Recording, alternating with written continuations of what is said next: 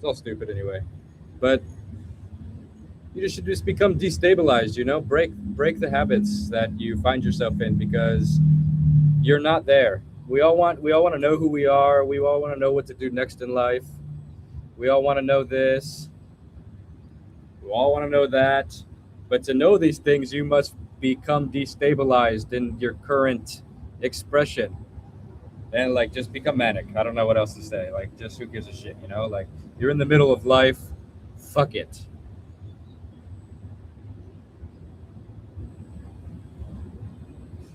All the bullshit will always be there, you know? If like you go crazy and you decide the craziness wasn't for you, there will be a job at wherever stupid place you work now.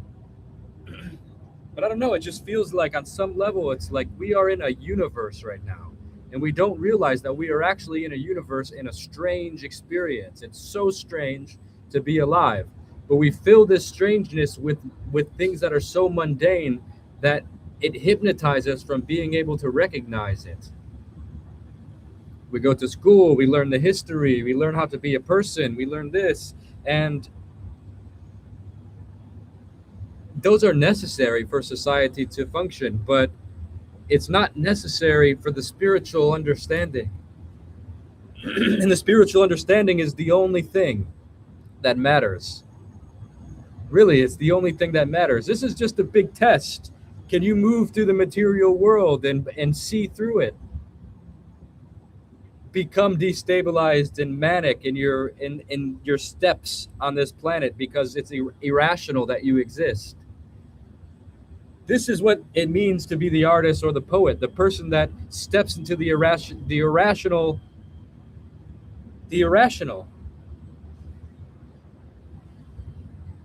This the second someone looks out into the world and feels emotion or a reaction to it is so irrational. We're just these creatures, biological beings on a planet, and somehow we question it.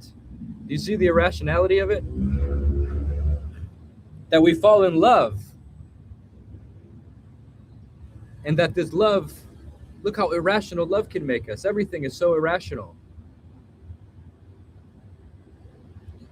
Peculiar, absurd,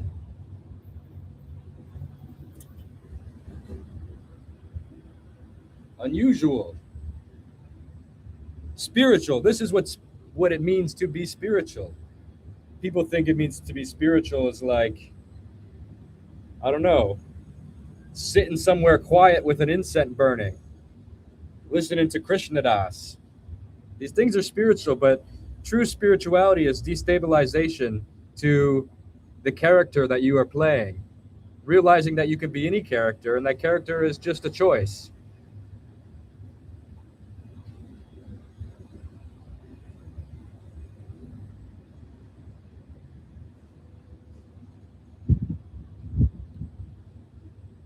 You're going to die. I'm going to die. I'll probably die before a lot of you, and then you guys can throw something like this on one of these talks and say, look, man, he tried telling me because I'm so happy to die now. I feel freedom from death because I see that my character is just like a choice. And in that, it's like, I don't know, I feel like nothing can be taken from me. I have nothing.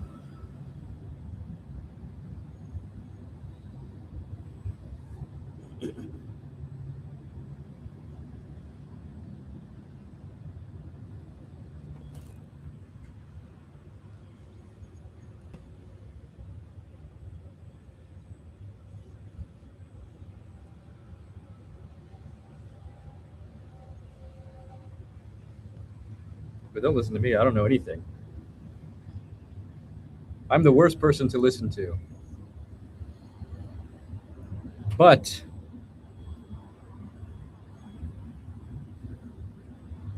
I'm trying to do something different. I'm trying to live a life that is different. I'm trying to live an authentic life to how I feel in the moment.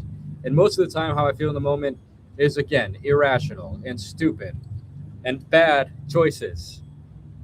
But to to become the manifestation of your expression to its extent is freedom.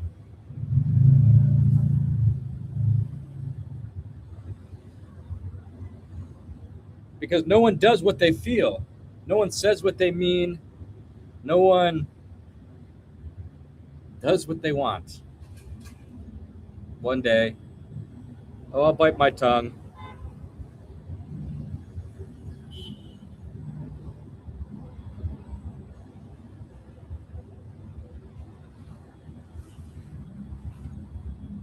You are a good person. I'm a bad person also.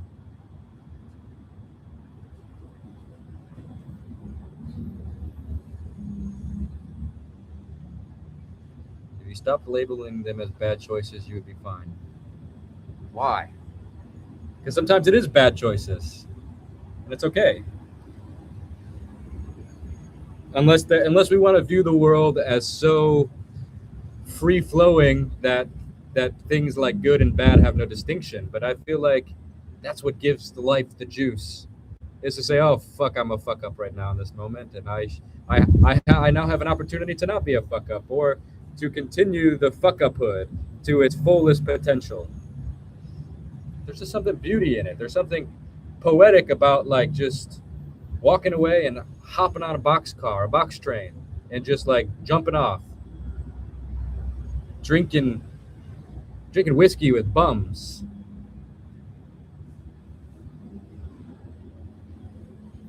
Like, money is a worthy pursuit because money gives you a sense of freedom, but it will never give you the sense of freedom of just walking away.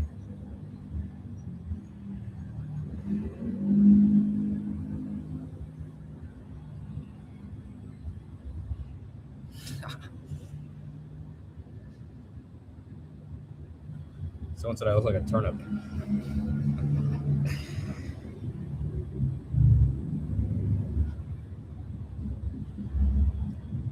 Now, don't listen to my points. I'm just yapping. You know, I'm not trying to change anyone's opinions. I'm just, like I said, I'm just in a manic state, and I need to release it. Thank you for the donations. Shit, I'm sorry. I saw that, and it didn't even cross my mind. We need to return to the fundamentals. Josh McKay, tend to our land, grow our own food, reconnect and embrace the simple. See? That's the best advice of this whole chat so far.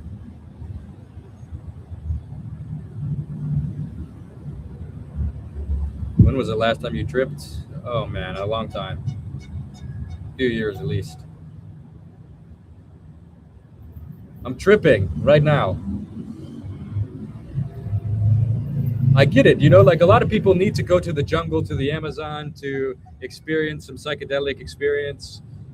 But like, dude, I'm tripping balls all the time just by the fact that I'm alive. Like, it's interesting to take mushrooms or something and then like you enter another world. And like people are always like, the DMT, aliens. There's aliens in the DMT world. The spirits are there. They are there. I've seen them and I've talked to them and it's weird. But like, hear me out. This fucking place is weird too. Earth is weirder actually because I'm here every day. I can just walk over here and talk to this guy. He has a whole mind, a whole experience. He sees the world differently than me. Yes, the DMT flash is very interesting. But my God, dude, I'm tripping just by watching the cars drive by.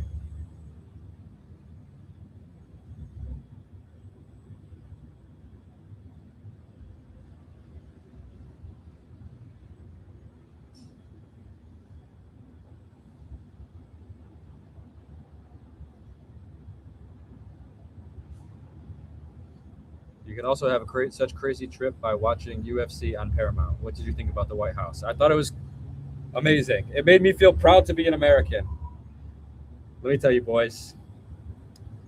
Let's drop this spiritual talk for a minute and just talk about real life. Because, my God, seeing like dirt bikes and flames in front of the White House and people fighting in cages and Gaethje pulling it off. I really thought that I was like, man, they're just feeding Gaethje to Ilya for Ilya's legacy. You know, just another bragging moment for Ilya to say, I knocked out a legend. I did not expect it. I was hoping for it in my heart. I was like, how crazy would it be? I mean, the White House card, come on, we can't have like all these foreigners winning in the White House. But dude, I'm proud. I was proud of him. It made me proud to be an American. It made me proud of watching Gaethje's little career and seeing him like just be an absolute like, you know, everyone loves Gaethje fights because they're just amazing, and it's always guaranteed to be entertaining and just insane. But he was like never the champion, you know, and to see it and make that champion, it's like a movie or something. Bread and circus, no? Yeah. Give me the bread. I'm allergic to gluten, but give me a little bit of weed.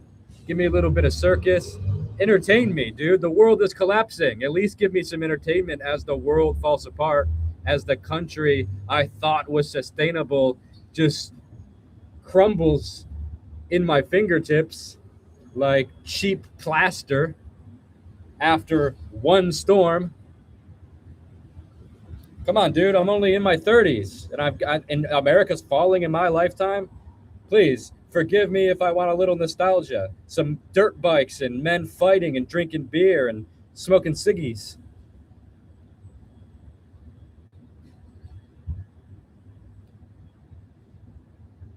It's okay, you know, like, it's okay.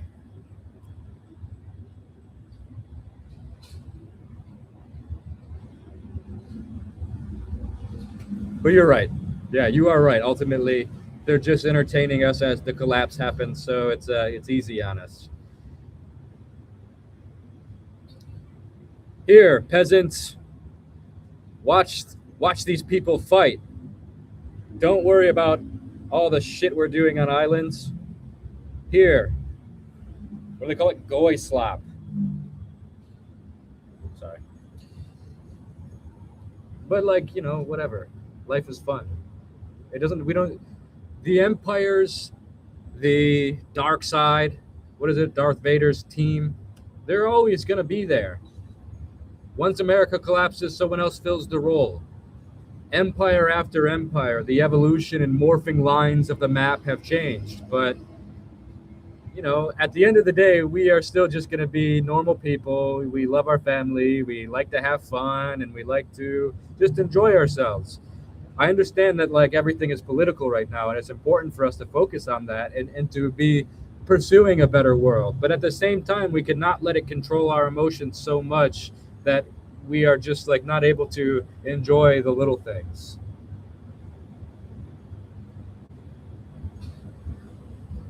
So, you know, I think to myself sometimes, because I get a little bit in my emotions about politics, and I'm just like feeling so upset about all the wars, and just like how, you know, it's just a big circus.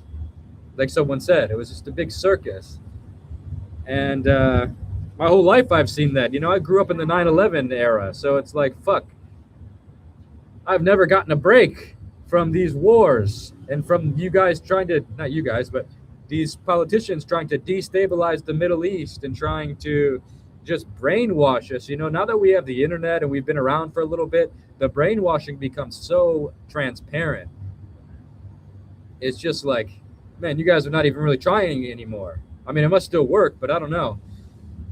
But everything's shifting. You know, we are in a big transitional period right now. Everything is shifting. Political stuff is shifting. Technology, we are entering the AI futuristic, what the heck is happening age. And it's moving so quick that none of us can catch up. And I think to myself sometimes, what should I do? And I can't do anything other than what I'm doing. I'm just like, travel, enjoy yourself, have fruit when you find good fruit, make friends when you meet cool people. I mean, like, look, man, we're in a decaying body. Every day I'm getting closer to death. Every second I'm getting closer to dying. And I don't realize it because every day I wake up and do the same shit. But the truth is that slowly I'm dying. All of us are dying. So, like, do we want to fill our dying moments with Trump, with things that are happening out of our control? Of course, we must make the space for these emotions to process, but like, we need to really just realign, refocus, take a breath. And I'm speaking for myself too, you know. I'm not preaching.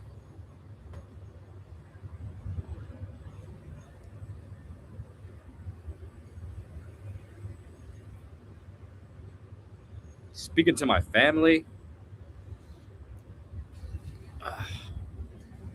my friends, everybody is so political. Become spiritual. Become spiritual because the spiritual is the thing that doesn't change. We don't need a religion for it unless, you know, religions are great methods to connect with that thing. The eternity, you know, all the religions and spiritual practices talk about the eternal thing. They all have their own word to say what that thing is, but it's like, okay, look, focus. We're in a temporary experience right now. And the problem with the human condition is that as this temporary thing happens, we give it authority. Oh, Trump, oh, fuck, we're in the haze of all of it. Or in our personal life, I'm stressed out. Oh, I'm so stressed. Everything's reaffirming the stress. Oh, a new emotion is happening. Now this emotion is the emotion I feel. So like we are constantly giving ourselves away to this temporary thing that is presenting itself to us. The idea of becoming spiritual is about identifying with the thing behind that. What is the screen in which all these temporary emotions are being projected onto? If we can learn how to see that screen, the beauty behind it, the self, the soul, the eternal, the thing that does not change, the Buddha. Jesus says, take shelter under my blood and sacrifice, and you will enter the eternity with me in the spiritual dimension. I paraphrase that, but basically, right? The Buddha says the same thing. Hey, look, enlightenment is unlikely. So just do your best and take compassion under the shelter of spirituality. You don't have to have grand goals. You just have to have the simple goals of being a good person and focusing on something bigger than the moment presents.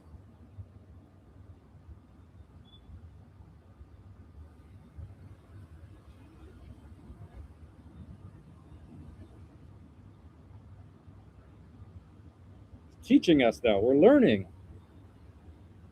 Think about, you know, look, okay, let me reframe everything I just preached at you. It's actually okay to be engaged in politics. And it's okay to be stressed out from work and to be in the emotions of relationships and everything. As long as we have a little crack of light shining through that all of these are teaching us about ourselves. You can accept it. If you can accept it and just say, okay, this is a teaching moment from God. God is presenting this situation to me. Why? If we can accept the moment as it presents like that and turn the temporary happening into a spiritual discipline, then you don't have to fight against the world.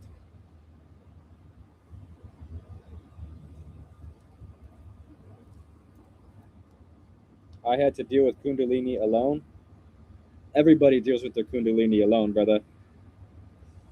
There's no one holding your hand through the Bardos.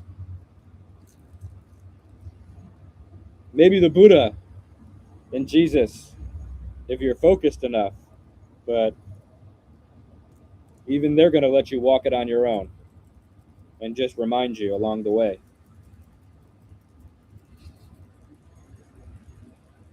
Be here now equal trust fund kids who never had a struggle. I don't know, man. I've struggled a lot. And there is something to being here now, you know? Like just being Bring yourself to the present moment. I don't know. You're probably right.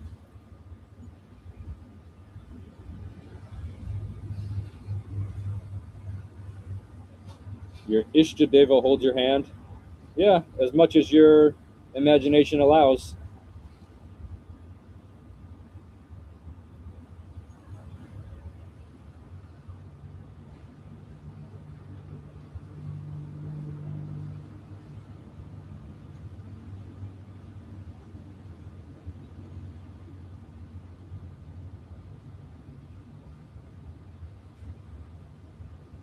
What Gita do I recommend? I guess any of them, you know? I've really only read the As It Is one, but they say that's the worst one.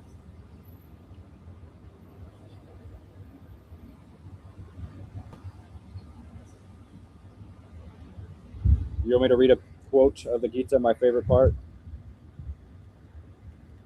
Me and my friend Jose, during the winter, we were trying to learn some classical Indian instruments. Tabla, tampura, got a little shruti box, mridangam. And we would just turn the lights real low, smoke a joint, close our eyes, and play the drums and play these Indian instruments, and then just read from the Bhagavata.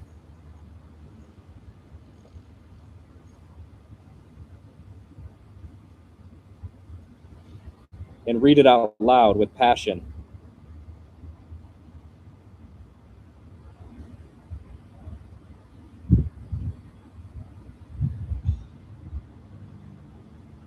I'm going to read one part. This is my favorite part, where Arjun says, having heard this supremely confidential spiritual knowledge, Krishna is giving Arjun, for those of you guys that don't know, let me preface this a little bit.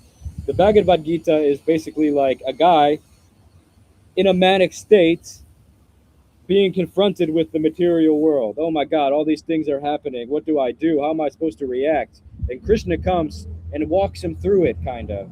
We were just talking about having to go through your Kundalini alone. Well, not in this case. So maybe I'm wrong, because Arjun had Krishna guiding his chariot.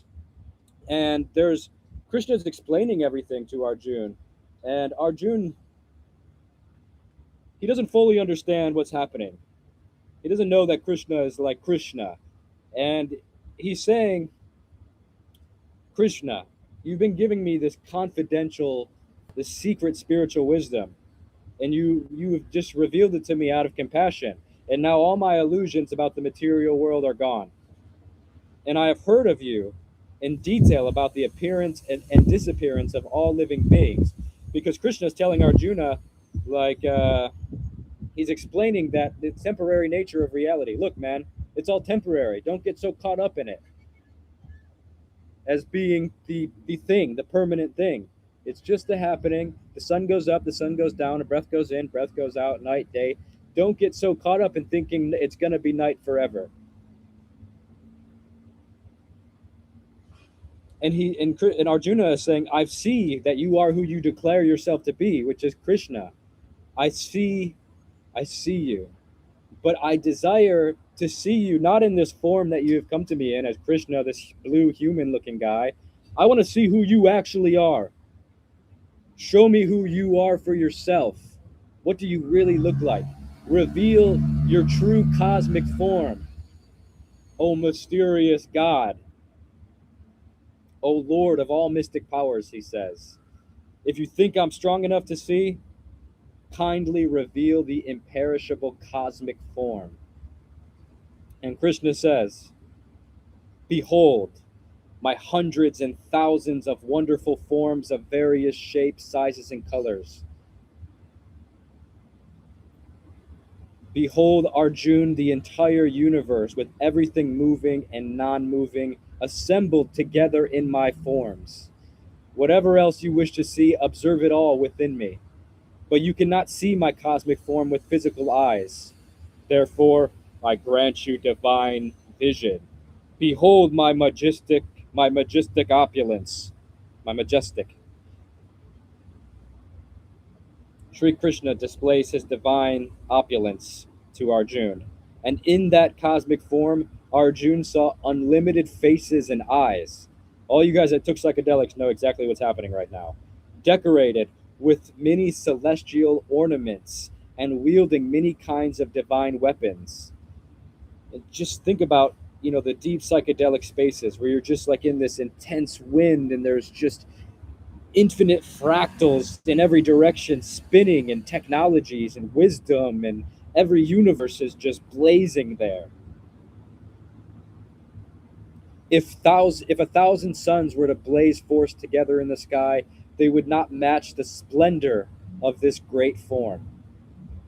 There, Arjuna could see the totality of the entire universe established in one place, in that body of the God of gods. Arjuna was full of wonder, with his hair standing on end. He bowed his head and folded his hands. What else can you do in that kind of moment? Again, to bring it back to the psychedelic, we've been in those moments where you just fall to the ground in what you're seeing. It's too much, so you can just only bow to the greatness of it. Arjuna says, Krishna, I see your body. In your body, I see all the gods and all the planets hosting all the lives. I see Brahma seated on the lotus flower. I see Shiva and all the sages and all the celestial serpents, the Milky Way. I see your infinite form in every direction, countless arms and stomachs and faces and eyes. O Lord of the universe, whose form is the universe itself, I do not see you in any beginning, middle, or end. I see your form adorned with a crown and armed with a club and disc, shining everywhere as the abode of splendor. It's hard to even look at you. You're like a radiating sun in every direction, and I recognize in you all supreme imperishable beings, all the ultimate truth to be known as Scripture. You are the support of all of it. You are the eternal protector of Sanatana Dharma. You are the supreme, everlasting, divine personality. Interesting that he calls it a personality. It's not some dead thing, but conscious and interacting with us right now in this moment. It's a relationship. It's not some, oh, everything is one. It's impersonal and non-dual, beyond the ego.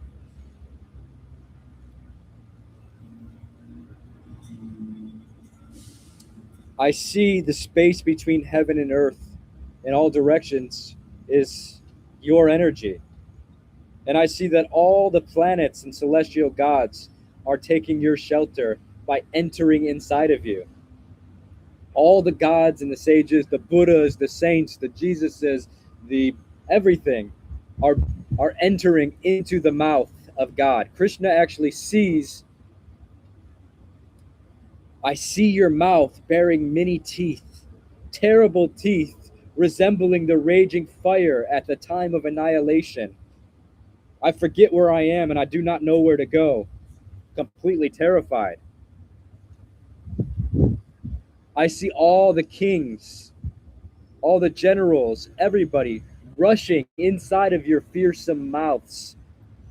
I see all the lands. I see all their heads. I see everything being smashed between your terrible teeth.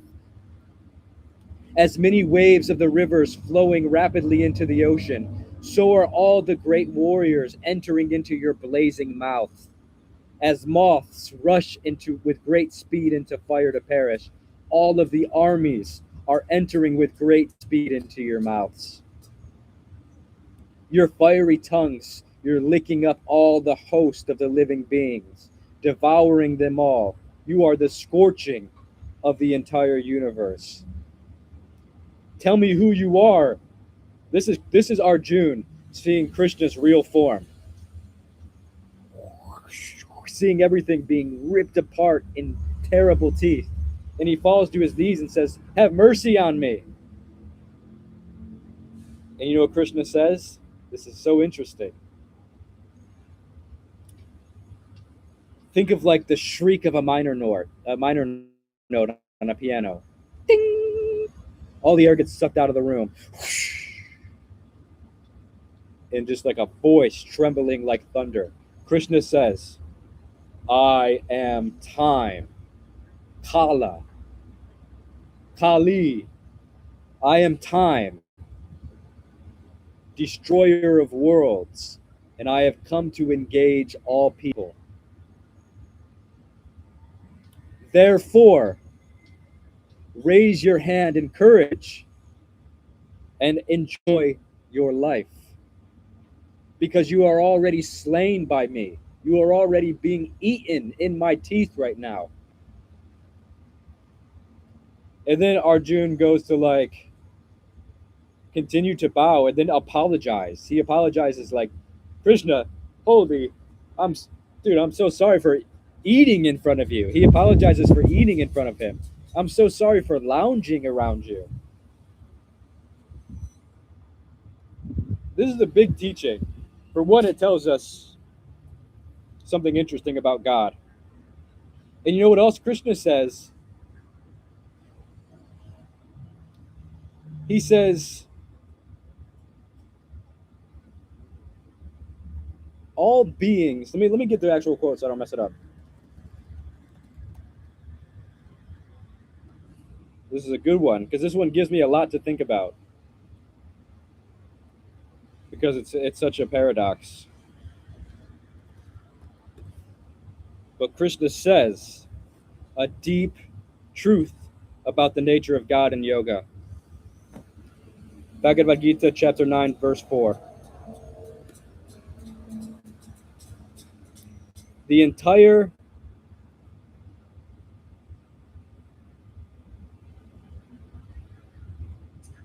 okay, how do I get to the actual quote?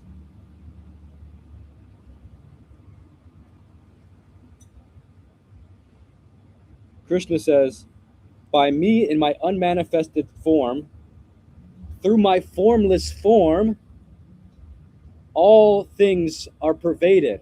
So all the forms are happening within Krishna's formless body. All beings are inside of me, but I am not inside of them. That's weird. All beings are inside of me, but I am not inside of them. And yet, everything that is created does not rest inside of me. Behold, my mystic magic. Because although I am the maintainer of all living entities, and although I am everywhere, I am not a part of this cosmic manifestation. For myself is the very source of cosmic manifestation.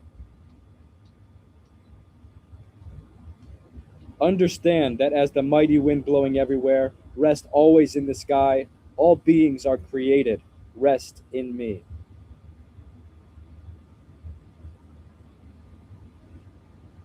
So what does it mean? It means America is already blazing into the fiery, terrible teeth of Lord Krishna. What, am I going to cry that the world is already on its way out, that I am slowly on a conveyor belt to my own fiery death, that I am slowly walking to Varanasi each step of my life, to Mani Karnika Ghat, where we will all turn to ash?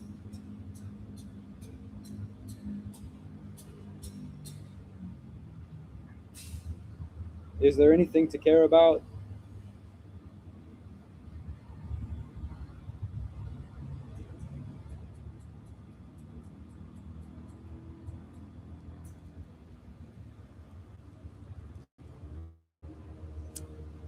You hope to be ash in Varanasi? You already are. Don't even worry about it. You are already Varanasi ash, smeared across my forehead, more so than you are whoever your parents called you.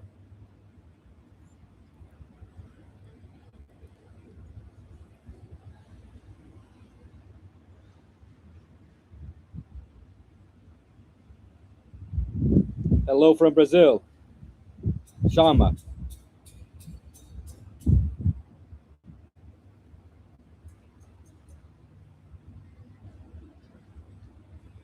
Thank you for listening to me read the Gita. Live from the balcony of God.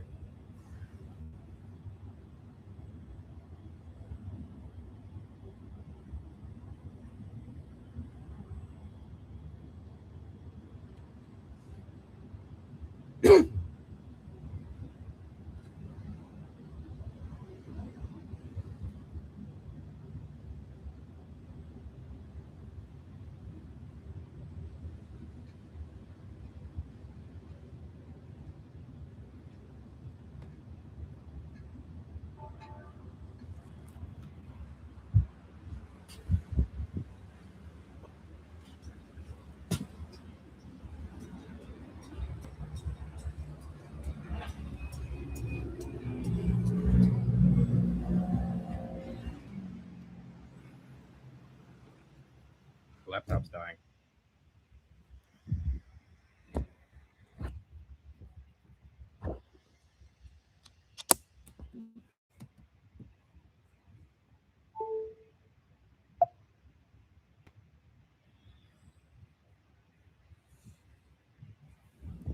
Did we die? No, we're still here.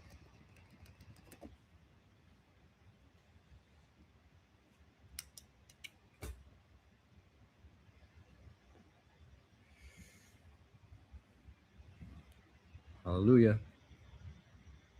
Hallelujah.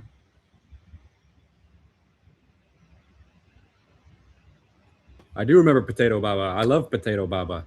Potato Baba's the only real guru I've ever met. All these gurus are trying to fool you into complexity. You are Shiva, the great Lord himself, manifested in some sad little pathetic character. Oh, okay. Namaste.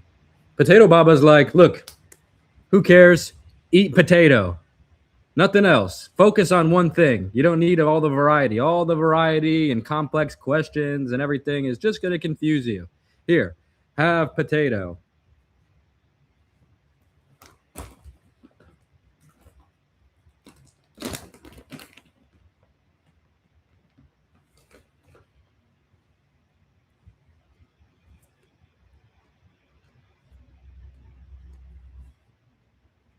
Have potato, eat potato, love potato.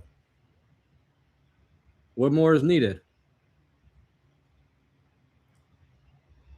Am I in the Matrix? Bro, I'm in the thick of the Matrix. You don't even understand.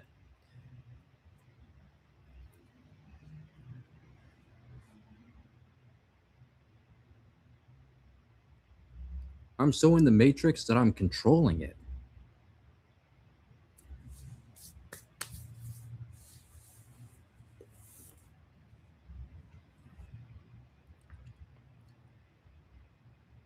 You're here talking to me.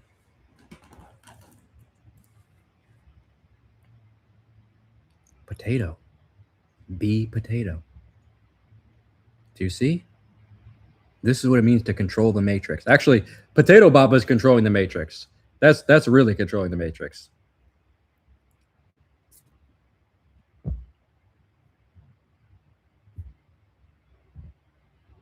Potato, potato. Make a demonstration. My life is my demonstration. Come on. Are you not seeing?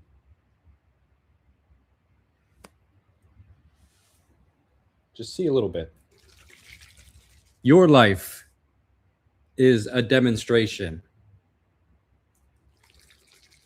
Because my energy is your energy. Sometimes we get confused and we think that this is not a field of happening, of one happening. It is a field of one happening. If you want to know about the Matrix, just tune into the field. I'm telling you right here. This is the Matrix coming through to you just to say 00111. Watch this back and you'll understand.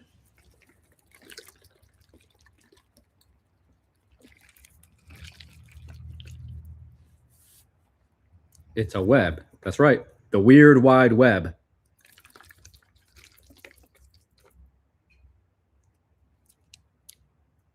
What do you call potato with glasses? I don't know. What do you call a potato with glasses? Can you tell me what you believe about the afterlife? Yeah, it's just one thing after another, man. Same shit. Same shit you're dealing with here. You're gonna pack your bag of what you find the most meaningful to you, carry your baggage along with you to the next one. Until slowly you empty out your luggage. And then who knows what happens.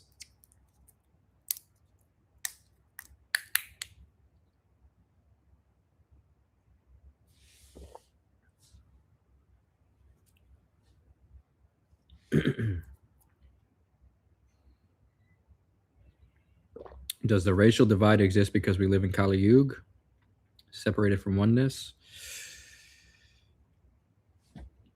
I don't know.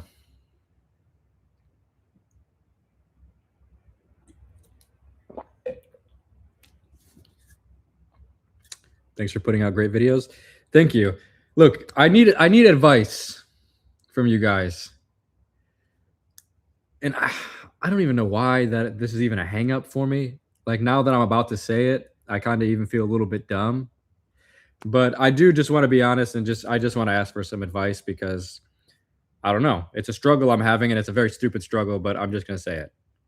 This is Thai tea, by the way. If you guys have never had Thai tea, Thai milk tea, oh, hallelujah, please go give it a try. Go to your local Thai restaurant, order Thai tea. Will change your life. Okay.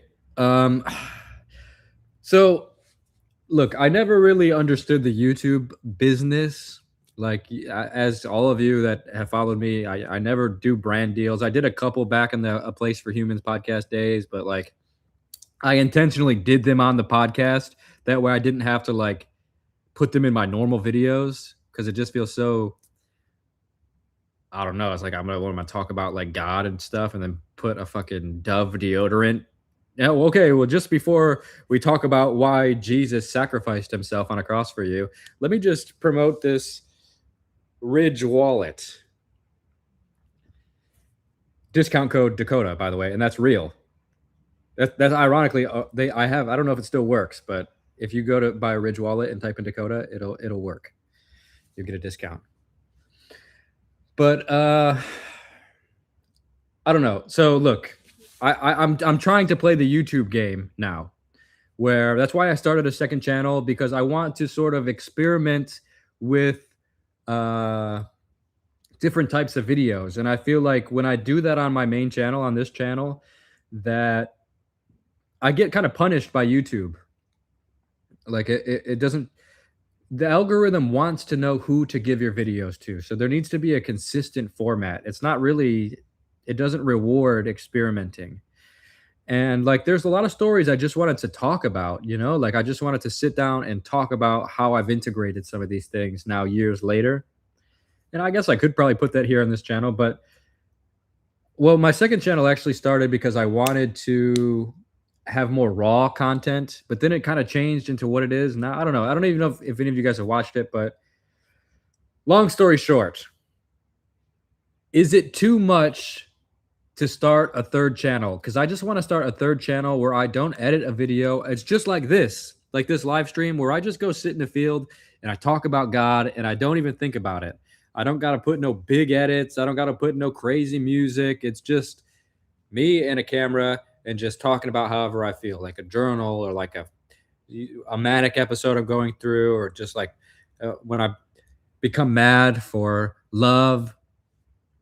I want a place to express that, but I feel like I can't put that on this channel or another channel because it just will like fuck up this channel. And I have to start taking YouTube more serious. I've realized in my life, you know, I've never taken it, treated it like a job, and I'm wasting a big opportunity that God has given me, a big platform that God has given me. So I'm focusing on trying to understand it differently. But is three channels too much? whatever gets the avenue to keep putting shit out. Ethan, that's kind of what I was thinking. I was like, I don't even need people to watch it if people that aren't don't understand it or don't care. Like I just need a there's like things that I want to do that I just feel like I don't have a space to do them.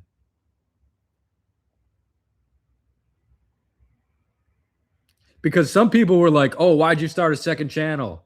Like I got shit for starting the second channel.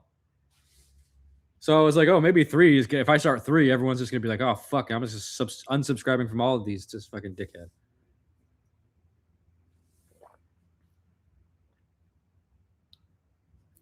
But that's just because you guys are being nice to my face. As soon as I start that third channel, you guys are gonna be like, "Who gives a fuck what they think?" You know, you're right. You are right. And you know what's so funny is that I would probably tell someone else that same advice, but can't take it myself.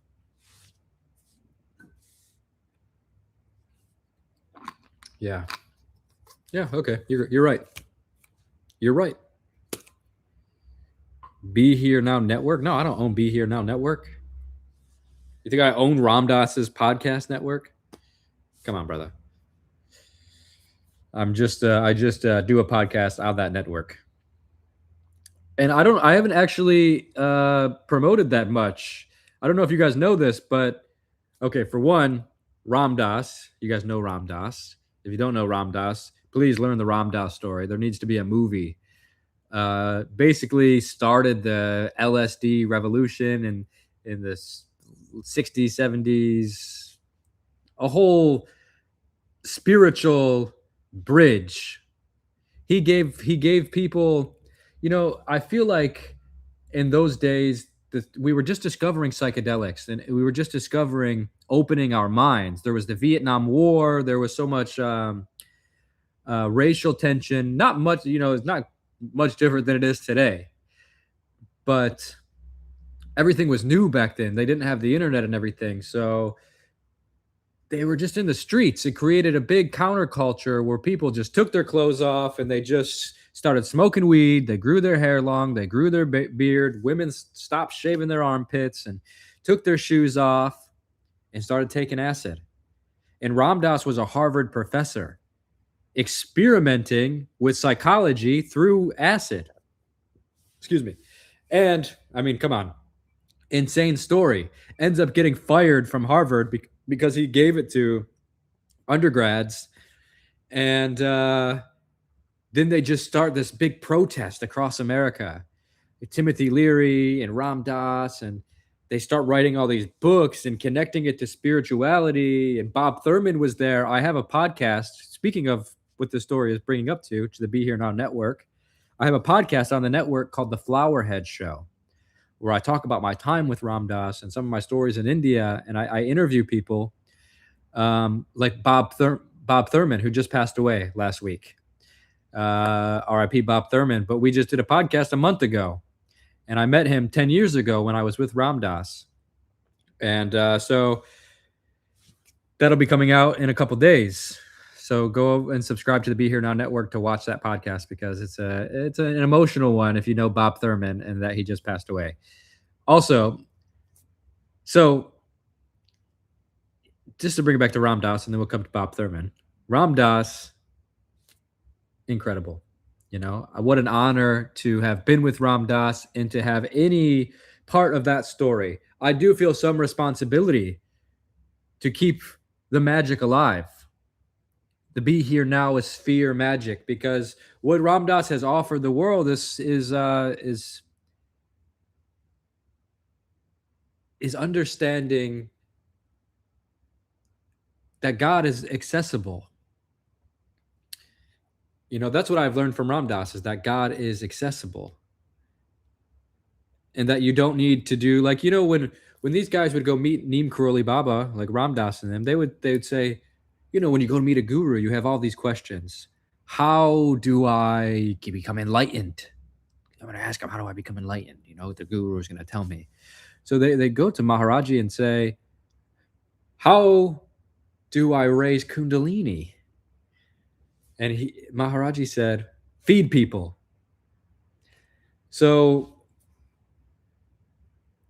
you can see like the molding that led to Ram Dass being who he is was these simple teachings. And it made God accessible because so much we feel God is inaccessible, something unknowable, something that you can't connect with. God is the mystery. How can I connect with the mystery? I just got to go to work, man. I can't even think about that. But Ram Dass took it and made it like a delicious cookie. Where it's like, man, I can have a connection with God, and actually, I have it. I'm experiencing it day to day, a direct communication with something untangible.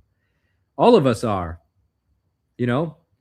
God is a loaded word because we come from a Christian society and we've seen uh, what that looks in practice in our families and in our culture.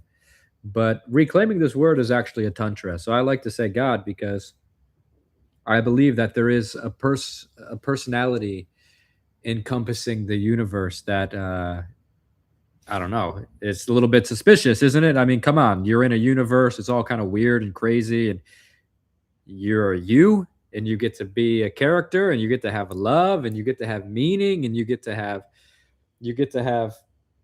iPhones, and you get to have Ridge wallets and fruit and sex and drugs and rock and roll. It's all too suspicious. And for so long, I didn't want to acknowledge that like there's a God or something because I don't know. I just feel like I'm too rebellious for that. But not anymore. The older I get, the more I play with this idea that there is actually something happening for me and that it's bigger than me also at the same time. And that it's happening in that something temporary is happening in this eternal, that I'm in the eternal hands of something. Ram Dass really helped my mind understand this, what Hanuman means. Neem Karoli Baba said Hanuman and Christ are one. Not that they're one in the way that they present themselves, but it's the energy. Hanuman is ripping his heart open, and inside where his heart should be is what? Sita and Ram, the divine lovers. Love, the divine love is happening inside his heart. Jesus, we see that heart, the eternal heart of the Jesus with like the crown of the people get it tattooed on them.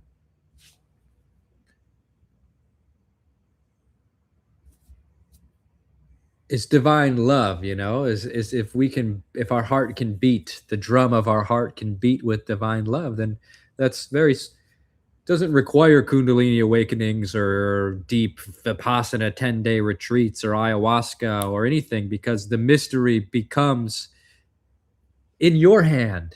You are in the hand of the eternal hand, and the eternal will now fit itself inside of your little hand, and you can caress it and be with it and hold its hand.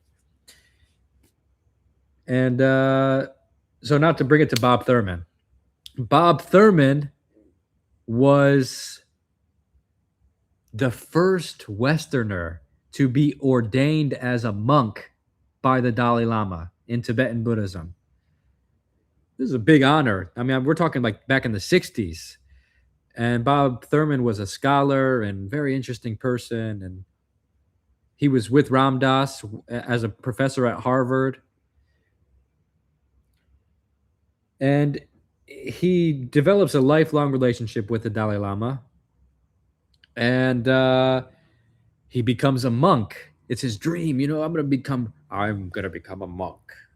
Dedicates his life to this pursuit and finally gets accepted into the Tibetan refuge, which is in Dharamshala now in India, because they got kicked out of Tibet.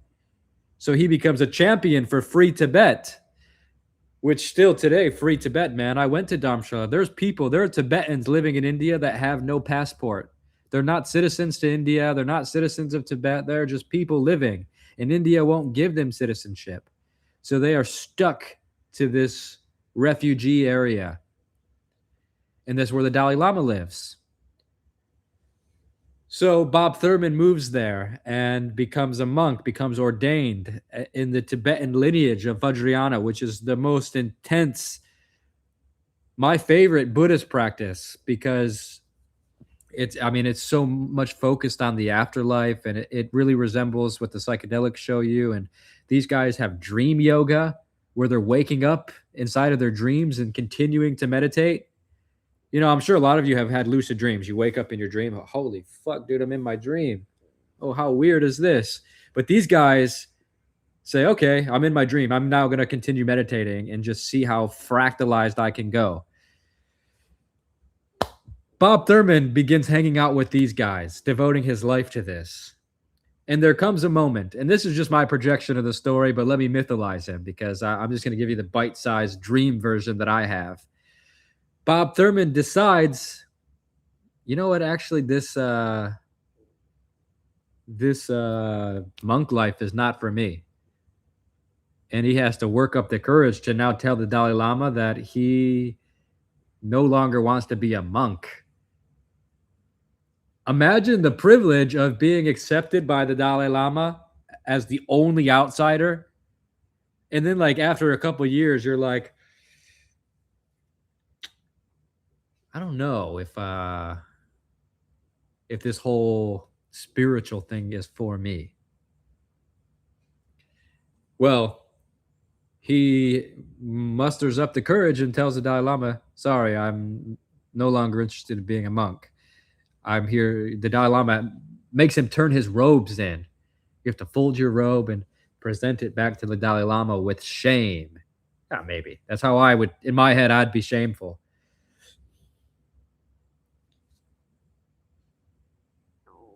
So he goes back into the world, falls in love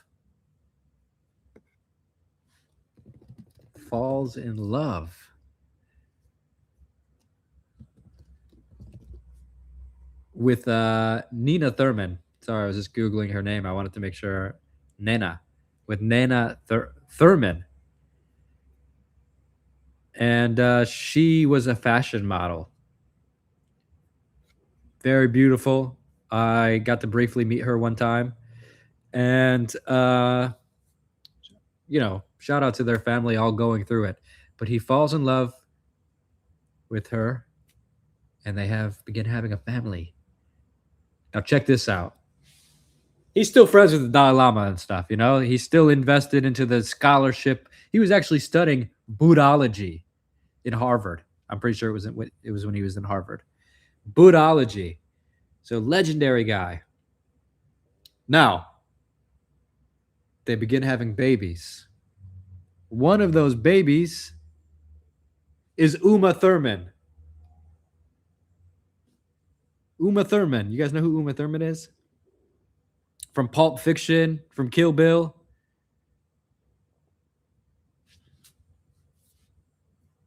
So, I mean, what an interesting big energy that he and his family have. They are buzzing in this world. And I'm praying, it is very important to pray for, 42 days, I think, after someone dies, as they move through the bardos. There's this very interesting idea that it takes 42 days, I believe. Sorry, someone correct me if I'm wrong. But it takes 42 days for a soul to take its next body. You travel through the winds of your karma. And all this stuff happens, and different stages present themselves to you as you move through these 42 days. And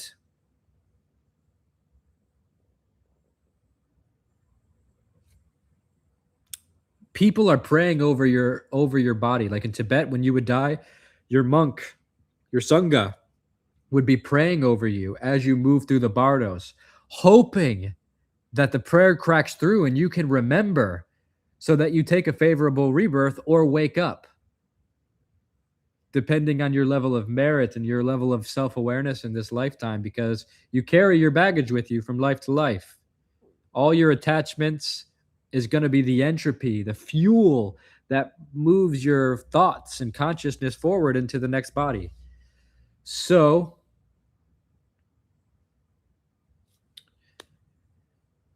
So they pray, hoping that you hear it before you take your next birth, and along your journey through the karmic winds, that it may crack through and you may hear the prayer. And I believe, this is just my personal belief, that when we have deja vu, when we have those aha moments or those moments of clarity and strangeness where it's just like, I don't know, it's just like one of those moments, we all get them and we shrug them off because what can you do with that?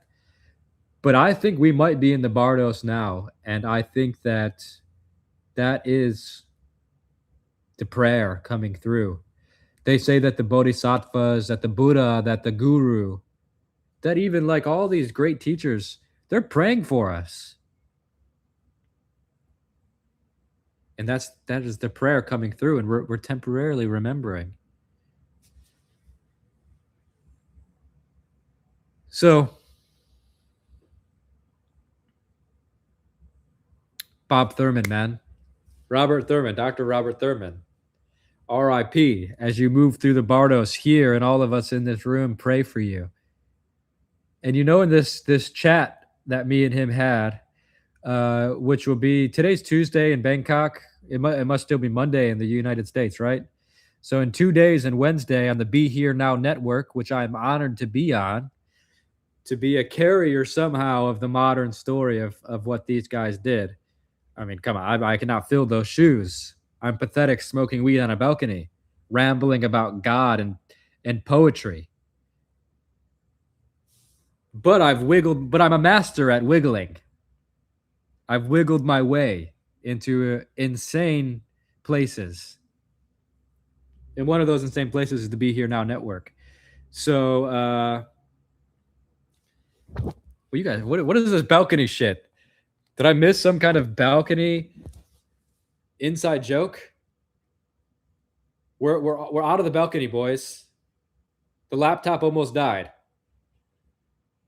What do you guys think? I'm made of solar energy and I can just charge my laptop with my touch?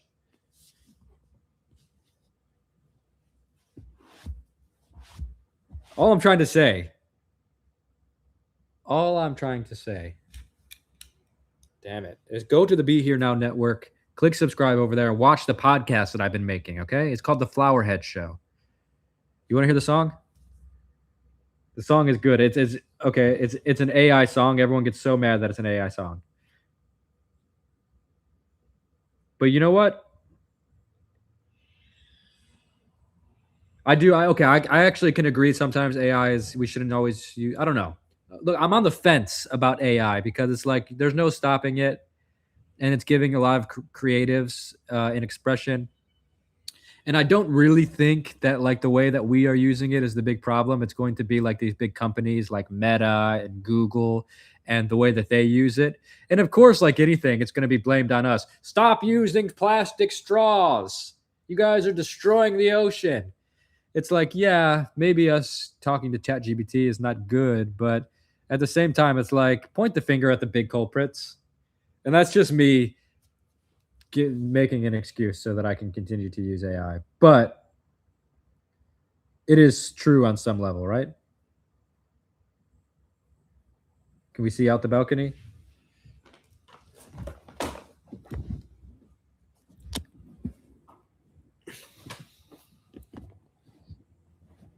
Let me play this song for you guys. The Flowerhead Show, because I love it and it gets stuck in my head. That's how you know it's good. If it gets stuck in your own head and it's yours.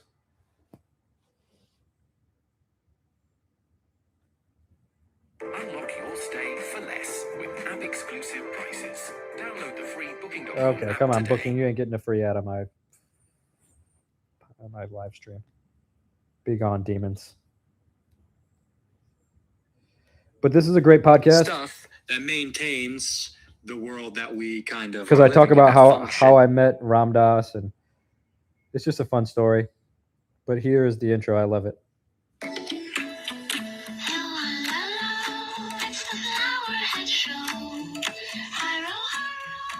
Flowerhead Show.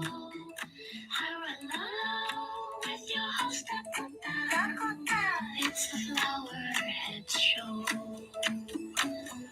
Namaste. Come here. Hero. I was like, are they gonna think that's racist if I put that on there? I was going through a Japanese phase, and I was like really loving because it was like when I was working on all my Soku Shimbutsu stuff, when I was like documenting the Japanese Buddhists that mummified themselves, and I was like, man, I hope those guys don't like think this is racist.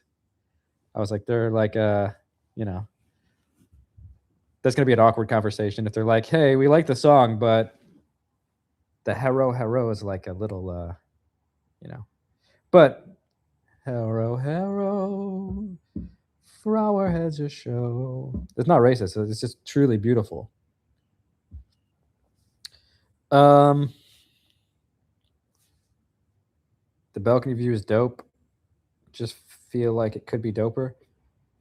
Look, bro, I'm just here in the world. I don't get to choose the way it's shaped and the way it looks. Okay? I'm not the architect of the balcony.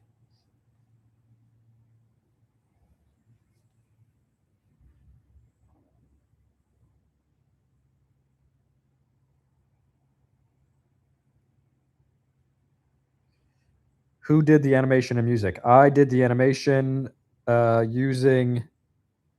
Well, I used a few things. I used Procreate for a couple parts. I used ChatGPT for a couple parts, and then I used Runway to animate it.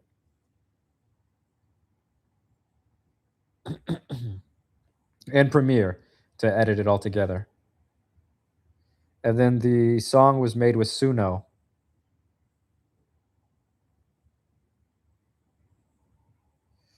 I've used AI. I don't know if I'll ever use it again. It's very inhuman. You know, it's interesting. I find it the opposite. I find it very human. It is actually the manifestation of the hive mind. It is actually the most human thing.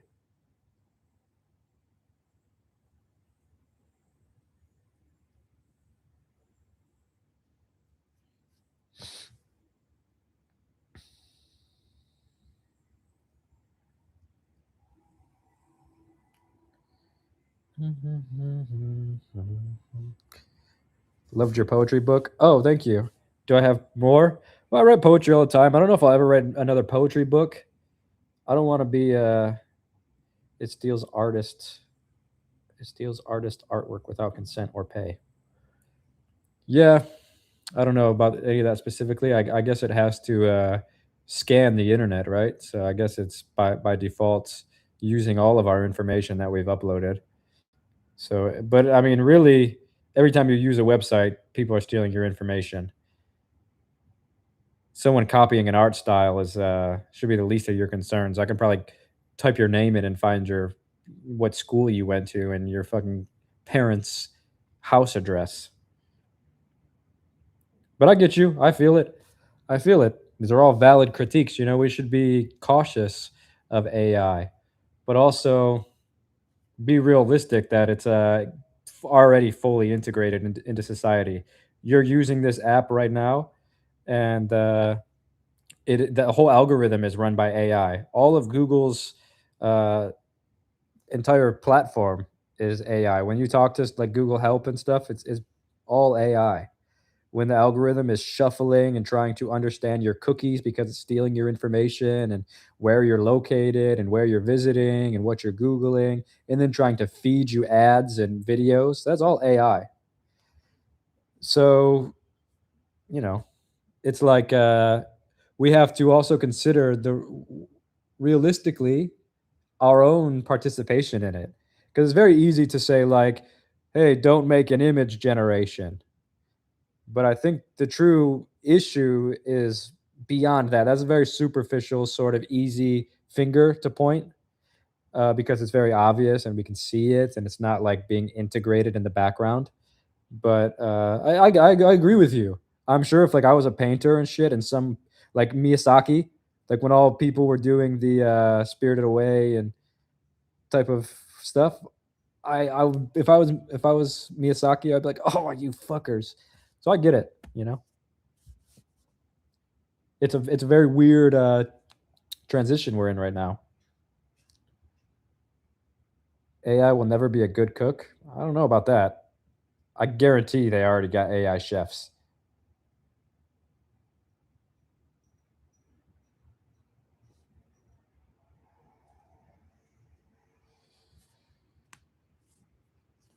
How do you make money for the travels, or is it mainly from YouTube? Yeah, from YouTube.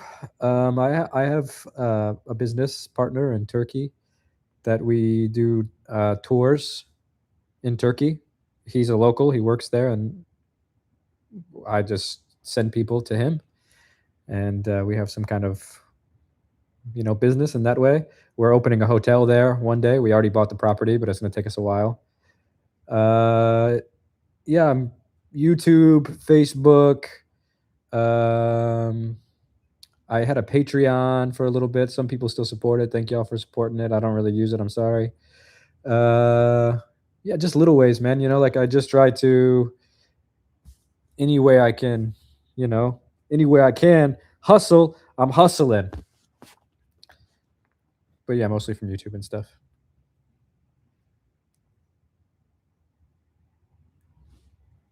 How was your hotel in Turkey coming along with Ramazan? It's good. Oh yeah, I have a book. I don't really sell merch. I used to sell a lot of merch.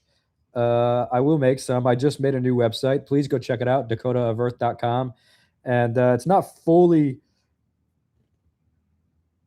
built out yet, but it's built out enough that you can go around and like interact with it. It's got a chat room on there if people want to go on there and chat. It's got a guest book, so you can go and sign your name and leave a little message.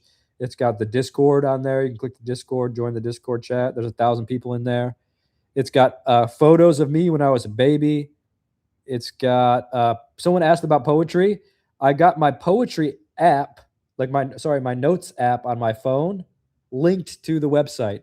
So when I type in a poem and save it to a specific folder, it automatically sends it to the website. So you can see some poems on there that are not anywhere else. And I'm just doing them for the website, just for fun and when it's in my mind. My email's on there, podcasts, videos. It's a cool website. I've been like making it for the past couple weeks. DMT laser experiment. I'm done with DMT. I'm tripping out by being alive. Have you pondered what it means to be alive in the silence of your bedroom, tracing the lines of your ceiling? Have you wondered why? Why? When will you do this experiment? No lasers or DMT can touch it. I celebrate myself and sing myself. And what I assume, you shall assume. For every atom belonging to me as good belongs to you. I loaf and invite my soul. I lean and loaf at my ease, observing a spear of summer grass.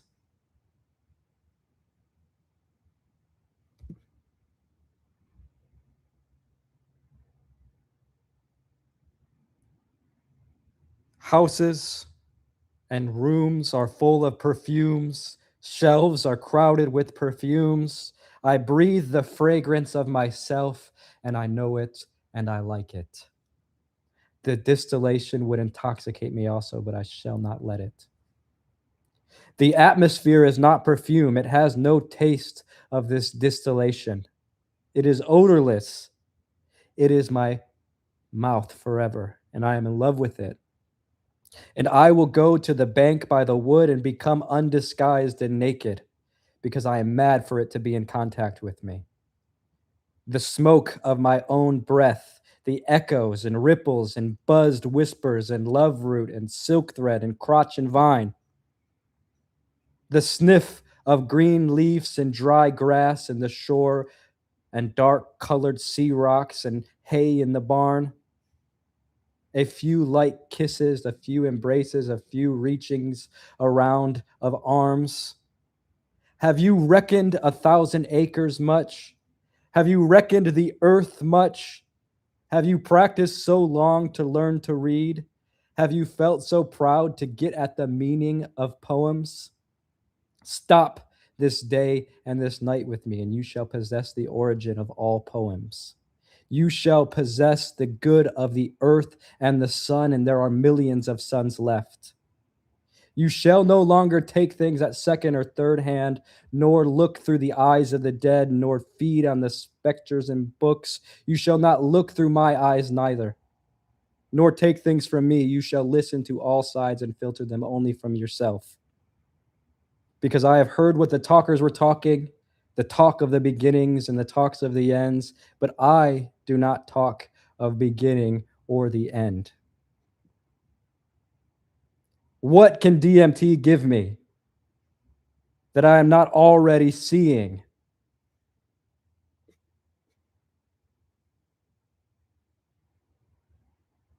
The poetry of the DMT world is available here now in front of us. It's not necessary. The whole psychedelic pursuit is an attempt to capture the poetic realization of the mystery of your own existence. Wow, oh my God, I had no idea this dimension existed. Okay, you know it exists now. Now what? You want to go put lasers in your eyes to try to stay there?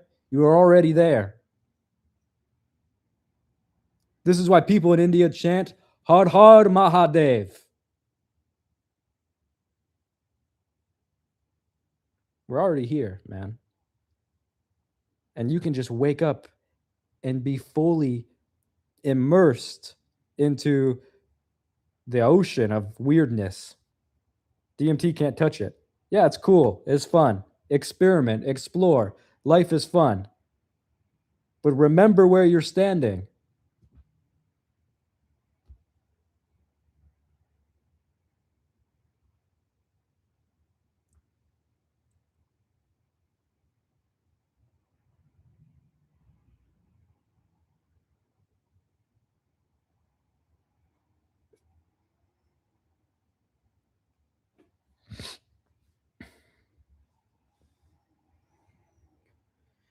Do you see a parallel between dreams and waking reality, current hellscape, corporate dystopia? Oh, that's a mouthful.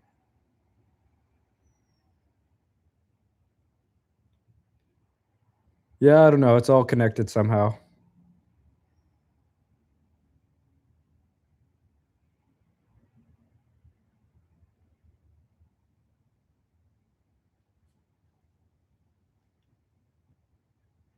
What time is it in America?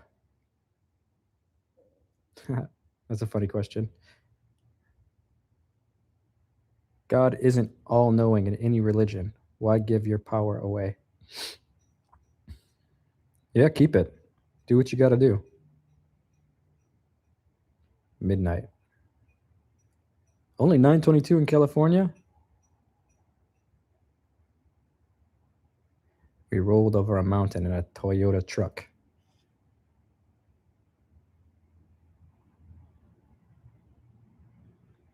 What was the mountain like? Rocky, snowy?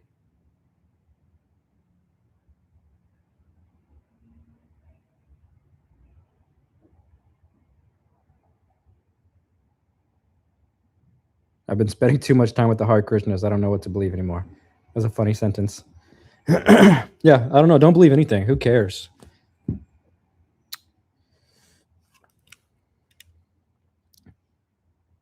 It's like reality just makes more sense when you become fluid and just being like, oh, yeah, what if?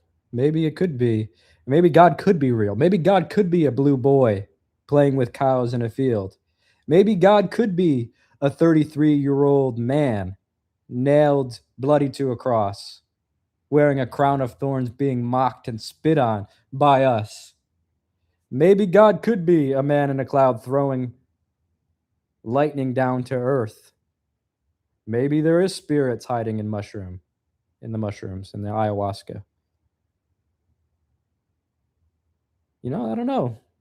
Maybe reality is a lot stranger than we think.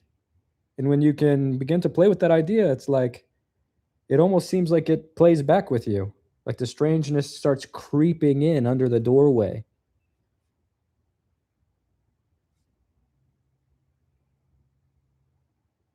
You know what I'm saying?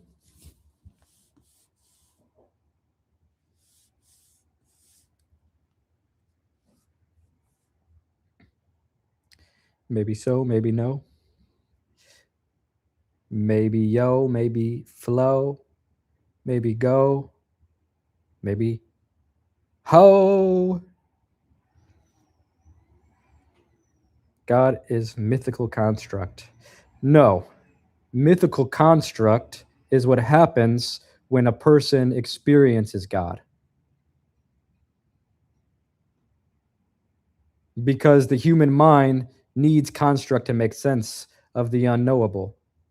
So as it processes the experience of the mystery, it can only turn into mythic construct because we understand and connect with the universe through language. That does not mean God is language. That does not mean the mystery itself is language. That is the only way that we can package and experience it or share it with one another. The reason you have all these different religions and spiritual ideas is because many people are coming in contact with that, with the mystical, and they only have their cultural reference points, their language, their societal boxes to place that experience within. So you get the variety of religions and methods, different keys, different channels to the ocean.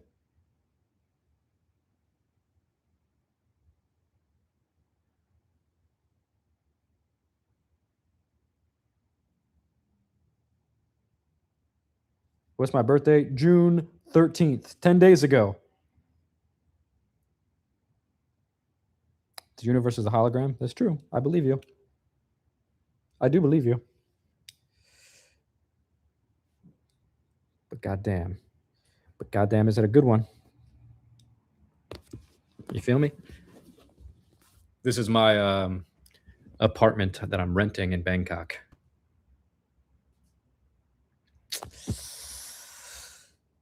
Let me make sure it ain't all nasty in there.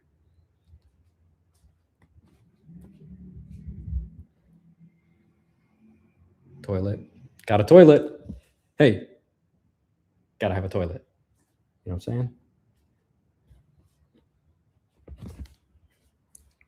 It'd be fucked up if they didn't have toilets here. The hell would you do?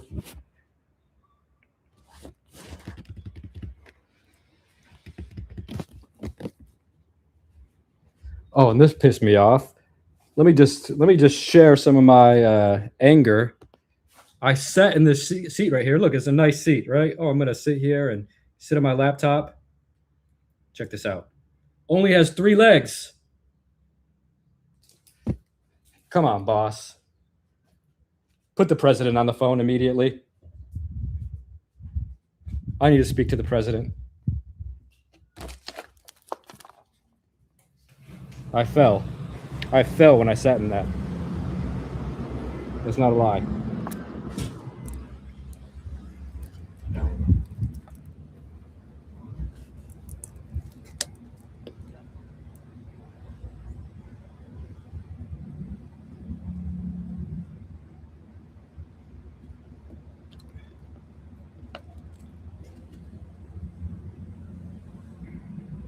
I gotta talk to the king. Okay, look, hold on. I need more advice.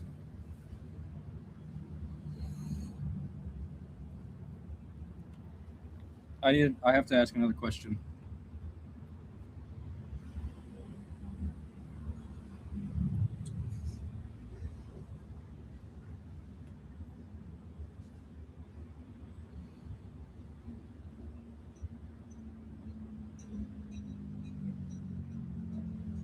My only diet is the blood of Christ.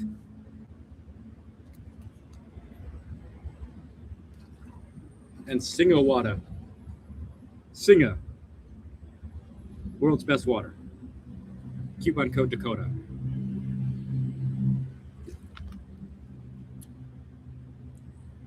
Okay, look, hold on. I need some advice, and I need you guys to really think about this because my life depends on it. Okay. Okay.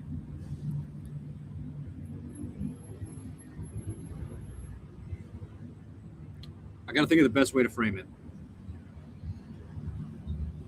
Okay, I asked some of you guys if I should start the third channel.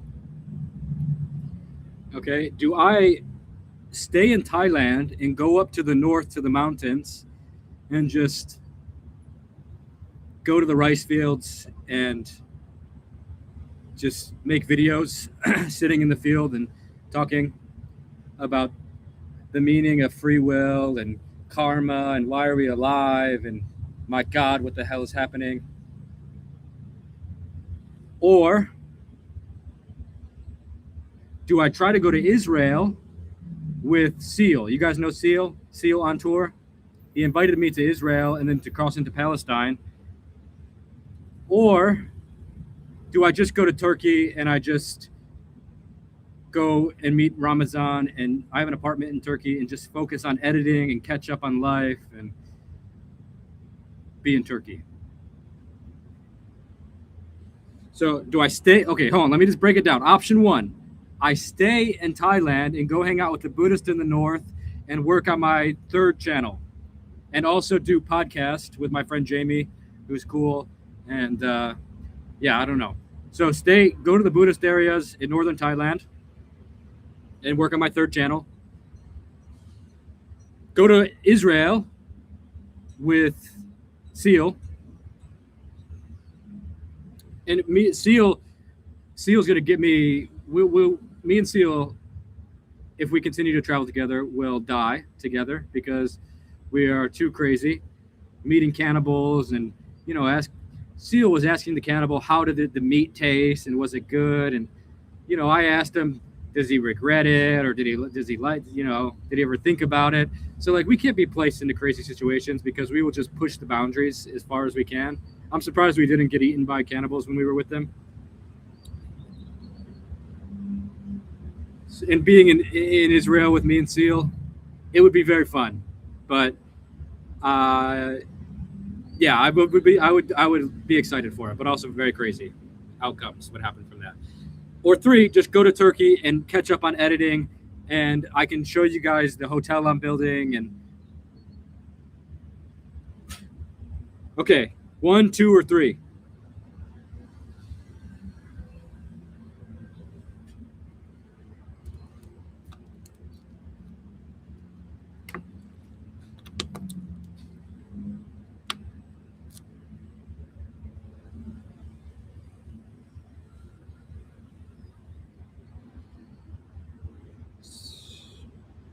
Let me just say, if I go to Turkey, more videos come because I have a lot of videos piling up that need to be edited.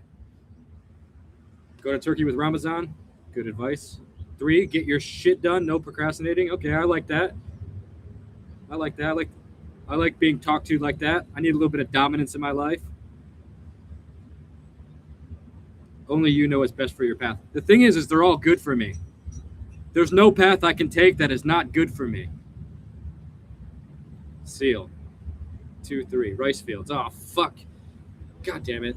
You guys are too divided.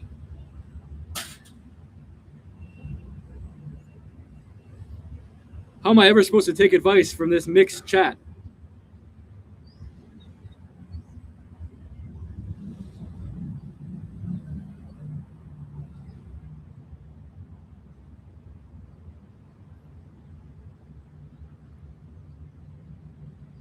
Can I make a poll in here? Oh, I can. Where do I go? Oh, but it don't. Okay, hold on. Thailand, Northern Buddhist. Israel with Seal.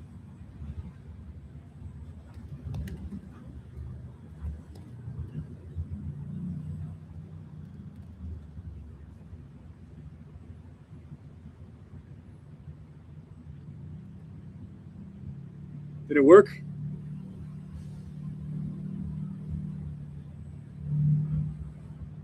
Only my intuition knows. No. I really don't know. I'm telling you, I have been like just in the shower, pacing back and forth, like in the hot water, all steamed out, just like thinking of every genius idea. I feel like every idea I have is genius. I know that's crazy to say, but like I have so many ideas, and I want to do all of them. Do you want me to tell you some of my ideas I have? No, I can't even. Okay, look. I've been spending a lot of time in Papua, and something crazy in Papua is that these guys are like sacrificing animals to spirits. They are old cannibals. This is where we met the cannibals at. When someone dies, they cut their fingers off. Like, this is like respectfully very old school spiritual practices. Like, they've only been introduced to the world with the missionaries about 50 years ago. So for many, many, many, many, many years, they were unbroken, uninterrupted with old school Stone Age like practices. I'm talking like keeping the heads of their ancestors in mummies and skulls. But now they're all Christian. They're walking around with bows and arrows. They're walking around with bones through their nose, but they're Christian, sacrificing animals for spirits, but praying to Jesus. So I want to go make a documentary with them, about the tensions of that scenario.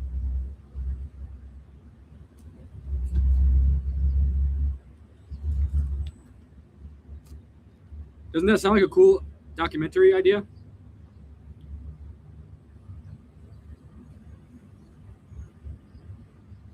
They're not Christian, they're confused. Well, they don't know because they've it's been forced upon them. So like they're still in the transition of doing what they've always done, but now having this new influence forcing them to read the Bible. Didn't you already make a video about Papua? Yeah, I made a few videos in Papua, but like this would be a full documentary. And now that I've been there a few times, I have connections and I can wiggle my way into these circles that a normal tourist wouldn't have access to. Okay, but check this out. Another idea. I go to China. I learn Chinese for the bit because it's funny. And then I make a documentary about feng shui. Did you know in Hong Kong that they build architecture that directs spiritual energy, negative spiritual energy at other businesses? So like if my business is competing with your business, I will arrange my architecture in a way that channels bad energy at you, which is feng shui. We have a different meaning of feng shui where we're from. But I thought like going to China and digging into the unusual spiritual practices that are just integrated into the way that they interact with life would be cool, right?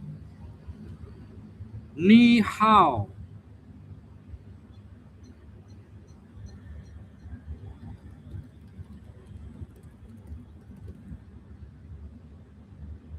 wo la she miao hua. wo la she miao hua. Shishi wo ai ni I a shan.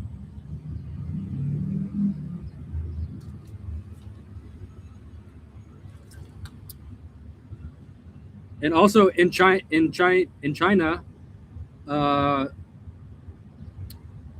they have very interesting death stuff there. Like for example, when someone dies, they will buy like paper iPhones or paper houses or paper cars and burn it so that the person in the afterlife can have an iPhone. So there is like this afterlife economy. I thought this would be an interesting documentary.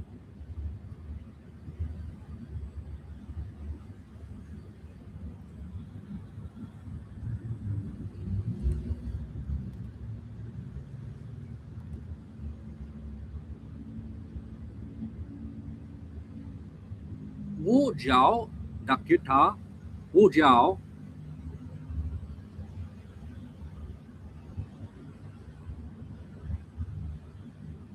Damn, you guys all hitting me with the turkey to edit and upload. Forcing me into some responsibility. My goodness. So those are two Chinese ideas I had. Very interesting, right? What else? Hold on. There's more.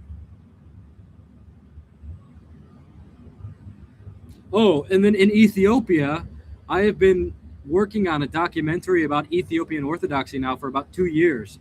I've gone to Ethiopia twice now only, but I've been with the intention of filming the Orthodoxy there and learning about the way that they interpret Christianity there. And it's been a very beautiful experience for me. And I'm going to go back in January for Ethiopian Christmas and finish it. But also, there is a tribe in the Omo Valley that worships a mermaid, and they sacrifice animals to this mermaid, and I thought that would also be interesting. So those are two documentary ideas that I have in Ethiopia. So I have all of these ideas open, and I need to start closing them.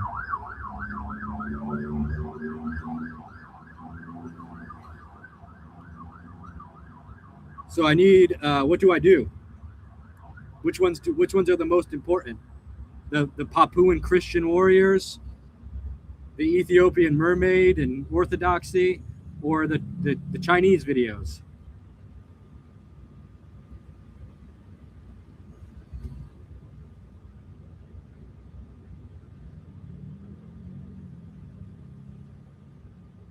I will do them all, but I just I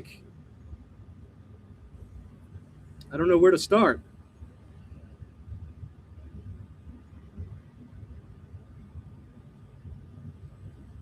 Mermaids are fake. Yeah, they might be fake, but come on, dude. You don't think it's interesting that there's a tribe in Africa that believes in mermaids and sacrifices animals, puts it next to the water so that the mermaid doesn't curse them or something? It's pretty interesting. Whether it's real or not, it's like a reflection of something strange. There's something on the wing. Some thing.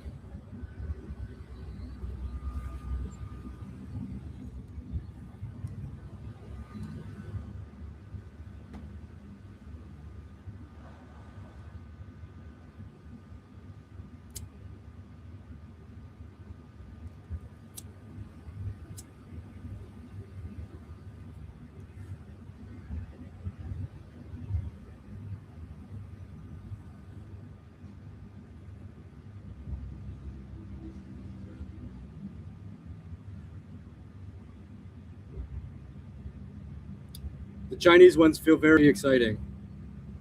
I really want to learn Chinese. I feel passionate about learning Chinese. I feel like there's just such comedy in someone being able to speak a language that they shouldn't be able to speak.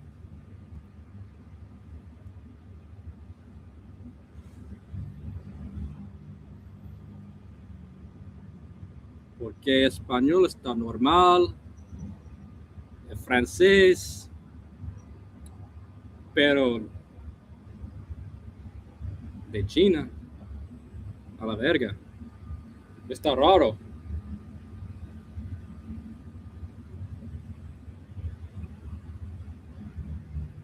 Anyone can learn Chinese. Well, no shit, people can learn Chinese, but look at me, I'm just like a dude from Detroit. If I could speak Chinese, people would be like, oh, that's weird. I didn't expect that.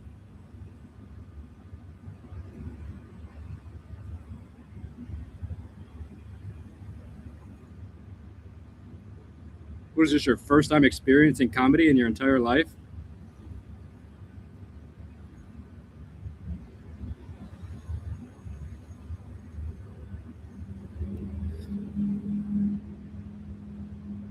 It's hard. I've been I've been trying to learn for the past week. Ma, ma, ma, ma, ma, ma.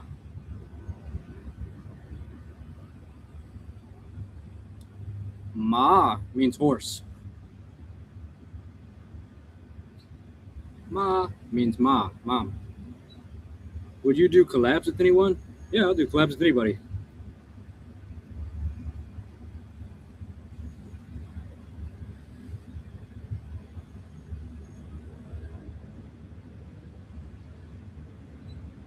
Most people don't expect a dude from Detroit to be doing what you're doing. Yeah, that's true. But now add Chinese on top of that. Then it's just like, what the fuck? Gotta add to the lore.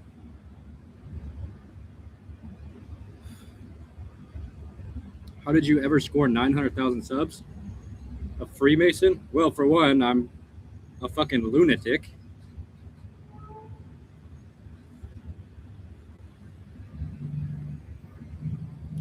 For two, I've been on YouTube for like 15 years.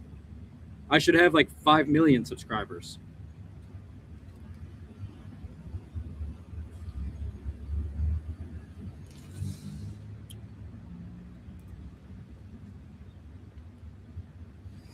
You're kind of a bland guy. You don't have much personality. It's hard to believe that you got so many subs for being original.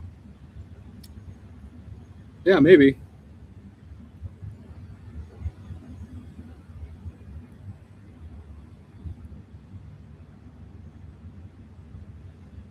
Well, I don't take offense because either way, whether you can't believe I have this many subscribers or not, the fact remains, my brother, that I have these subscribers.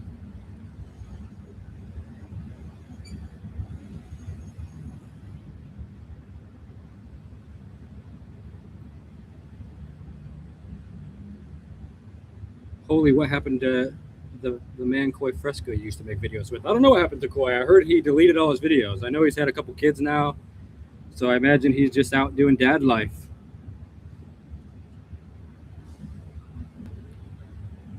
He probably just is like, you know.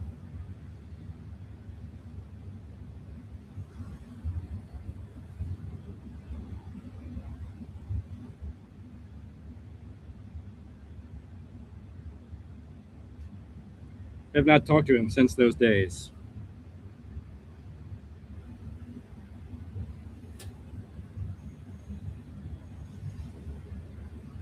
He was actually my first real influence in spirituality. Yeah, you know, I get a lot of people that tell me they discovered me from Koi's videos. So shout out to him. He's done great work for like the youth in connecting with spirituality. I kind of hated Koi for a long time. We had some personal beef over a girl, but he was kind of a little bit pervy, and he didn't really respect my relationship boundaries.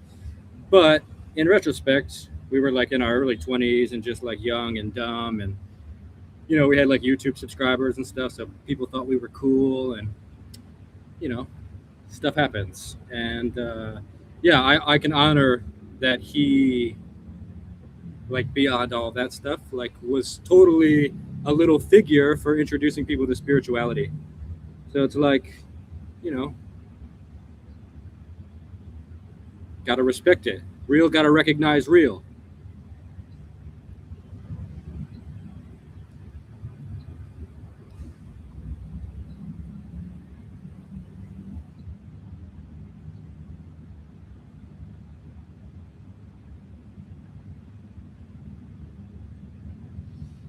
If you go to Turkey, you ever think about going to any places like Göbekli Tepe? Yeah, I've been to Göbekli Tepe many times. I've been to Göbekli Tepe when it was closed and no one else was there.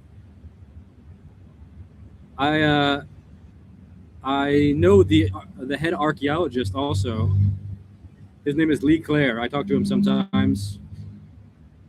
I don't mean to brag or anything, but I'm a bit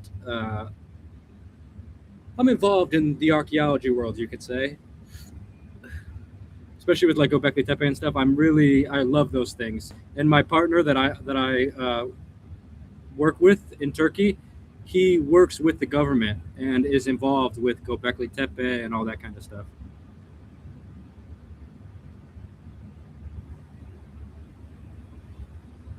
Oh, Steph? Oh, Steffi. I haven't talked to Steffi much, but I love Steffi forever. What like a beautiful, kind soul. She seems to be doing good. She tattooed her face, so shout out to that. I love to see she's just, becoming who she wants to be. And she's tattooing on a big tattooing journey now.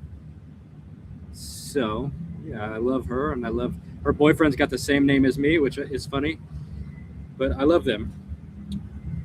And I'm always wishing her success and good things. Oh, the Bright Insight. That's a good one. I love that one. That's my first real internet beef. Well, I guess Koi was kind of my first real internet beef, but this one was like, not, it was more like internet beef, not real life beef. That's so funny. Truly the worst person to listen to for any type of actual knowledge about ancient history or archaeology. What's up, Bob from Ohio? I went to Serpents Mound before. My first job was in Ohio at Cedar Point when I was, I don't know, I must have been 18, working at Cedar Point as a lifeguard in Castaway Bay for the summer.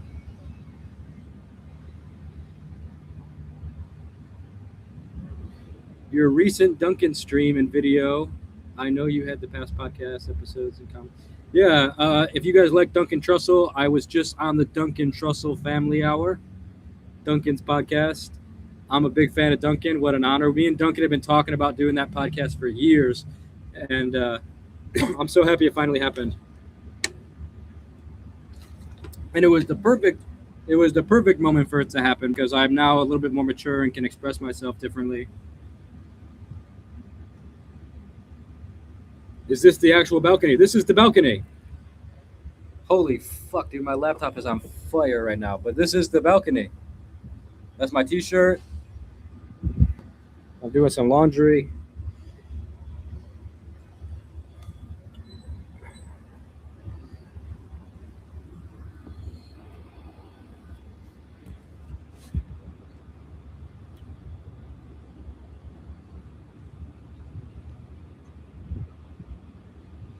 Oh, I have another video idea.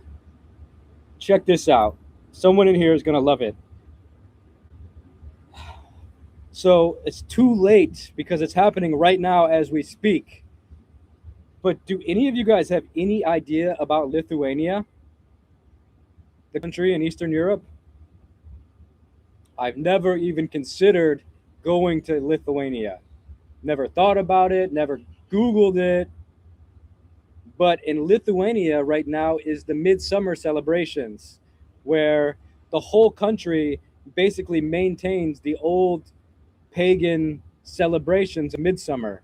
I think they're all Christian for the most part now, but they still kept some of these traditions of like putting flowers in their hair, making wreaths, having bonfires, like the movie, except they don't kill people. I don't know if it's the smallest country. I really don't know anything about Lithuania other than they're doing midsummer right now as we speak. And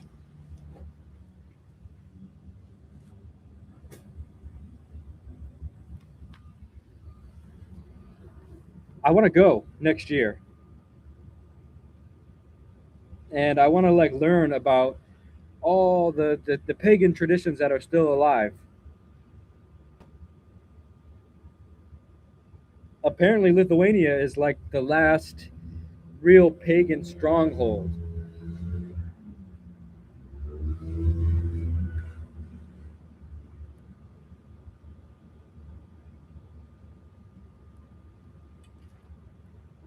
What I don't understand is why you don't know what socio-intellectual stuff. Oh my god, dude, I can just hear your just from your comment.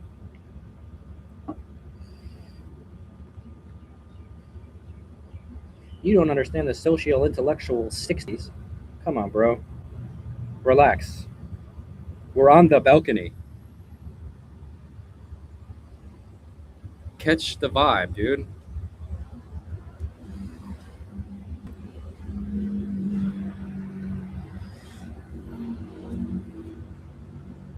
No, you can stay. You don't gotta go. But just relax a little bit. Not serious.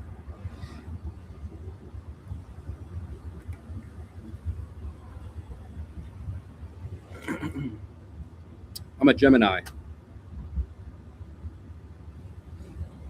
Anyways, Lithuania, boys. It's on the agenda next June. Anyone that's coming is coming. We're going to go put flowers in our hair. We're going to dance to the moon, celebrate what it means to be human, our connection to nature, our love for the earth, our love for the moon and the sun and the fire and the wood. Midsummer. We should go. But it's lunchtime, and I was only supposed to do an hour. In my mind, I told myself I'm just going to do an hour live stream. And your birthday is June 15th. My birthday is June 13th. We can celebrate together next year. Happy late birthday. I love the Flowerhead Show. Thank you. I've got great episodes coming out still. The Flowerhead Show. It's like it's a thread being weaved together. I'm trying to tell a story. So, yeah.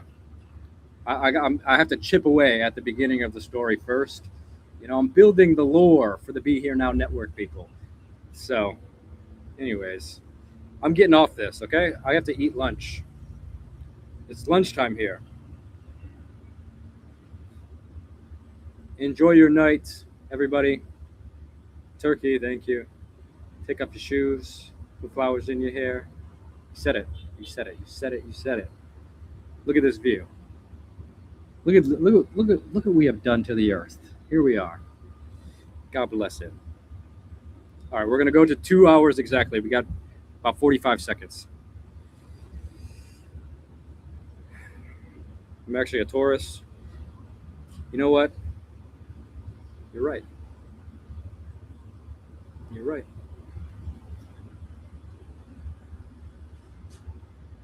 What do we say in this last minute? We can't just sit here in silence. Jesus. Life tourist. Yeah, I'm an earth tourist, baby. I'm just here. I'm floating through, getting my book stamped. I'm only on earth for a little bit. This might be your guys' home. This is not my home. I'm just here stopping by and seeing what the mangoes taste like. They smoke weed? What smoking weed tastes like? This is why I'm here. Just getting my passport stamped and moving along to the next place. Om.